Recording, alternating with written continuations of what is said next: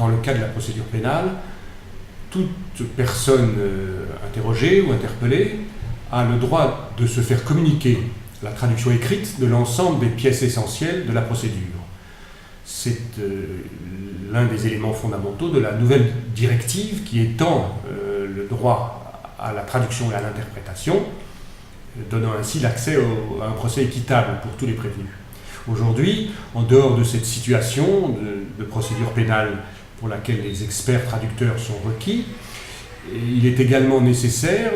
de faire appel à des traducteurs certifiés pour des missions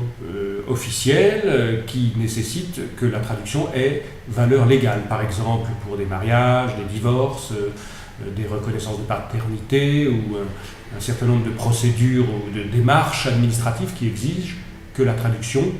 ait valeur légale.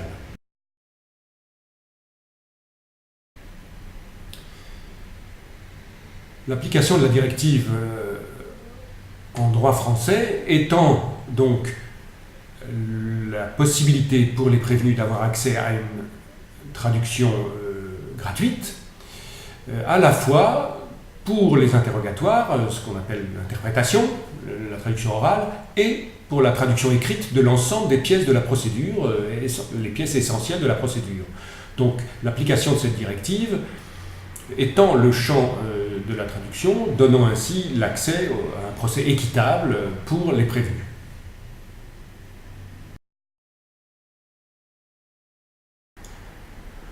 Dans les autres pays européens, l'application de la directive ne revêt pas exactement le même cheminement. En effet, certains pays estiment que leur législation a déjà offert un certain nombre de possibilités et que les textes existants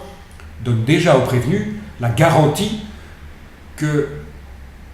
l'interprétation et la traduction lui sera offerte et qu'il aura donc ainsi accès à un procès équitable en toute connaissance de cause, en ayant parfaitement connaissance des pièces qui seront liées à la procédure pour laquelle la personne est interrogée ou poursuivie. Donc en fonction des pays, l'ensemble des articles de la directive seront appliqués, ou bien certains seulement, ou parfois même, comme au Danemark, la directive ne sera pas appliquée, car le Danemark estime que déjà aujourd'hui, il a donné la preuve, il a l'ensemble des éléments qui donnent les garanties aux prévenus d'avoir accès à un procès équitable par le biais de la traduction et de l'interprétation de l'ensemble des pièces pour lesquelles il est poursuivi.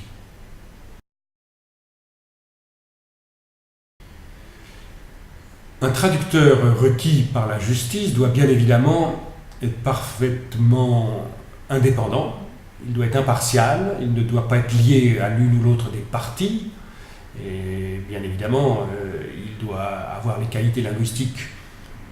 nécessaires pour faire une traduction de qualité. Il doit respecter scrupuleusement la confidentialité et ne pas, sous peine de poursuite, ne pas révéler d'informations auxquelles il aurait eu accès. Pour toutes ces raisons, la sélection des traducteurs judiciaires devient de plus en plus rigoureuse, exigeante, et le niveau, la qualité recherchée est extrêmement haute.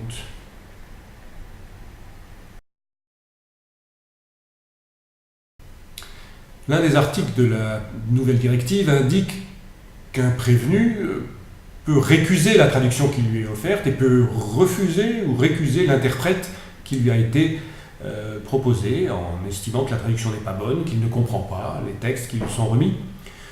Donc bien évidemment, ce sera au juge de définir si oui ou non la réclamation du prévenu est justifiée. Donc il devra nommer un expert, une tierce personne, une tierce partie, qui examinera la traduction ou qui sera en charge de définir si oui ou non la demande de récusation de l'interprète ou du traducteur est justifiée ou pas. Donc ça sera au juge lui-même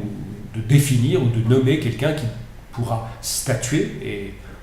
abonder dans le sens de la démarche du prévenu et voir si oui ou non il est raisonnable de donner une réponse positive et si oui ou non on peut récuser la traduction qui a été proposée.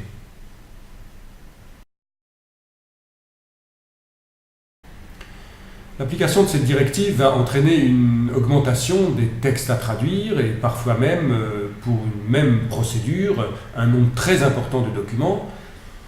et qui, bien évidemment, vont demander du temps et sous réserve de nommer plusieurs traducteurs qui seraient responsables chacun d'une partie de la documentation à traduire. Faute de cela, les délais risquent de s'allonger, sans compter les surcoûts budgétaires.